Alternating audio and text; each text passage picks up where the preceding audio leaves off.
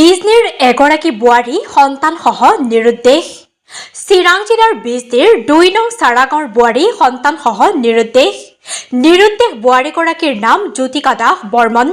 বোৱাৰীগৰাকী যোৱা ১৭ এপ্ৰিলৰ পৰা নিৰুদ্দেশ হৈ আছে। বোৱাৰী জ্যোতিকা দাস বৰ্মনে যোৱা ১৭ তাৰিখ বৃহস্পতিবাৰে দিনৰ ১১ বজাত ঘৰৰ পৰা বেংকলৈ যোৱা বুলি কৈ যায় যদিও আজিলৈ উভতি নাহিল বোৱাৰীগৰাকী। নিৰুদ্দেশ বোৱাৰীগৰাকীয়ে ছোৱালী মণিকা দাসক লগত লৈ ওলাই গৈছিল। তাৰ পিছত আজিলৈ উভতি নাহিল ছোৱালী আৰু বোৱাৰী।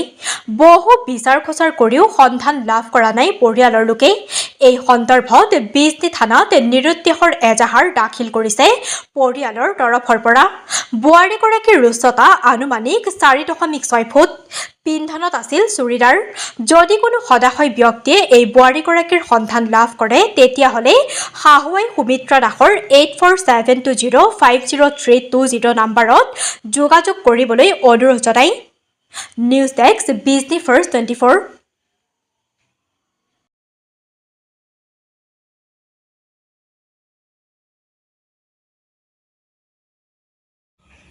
তার মানে বউ তো আমি সকালে যাই বিজনি 10টার দিকে আমি ওদিন বাইরে গেছি বলে কোনো কেঁচাল ঝগড়া কিচ্ছু নাই।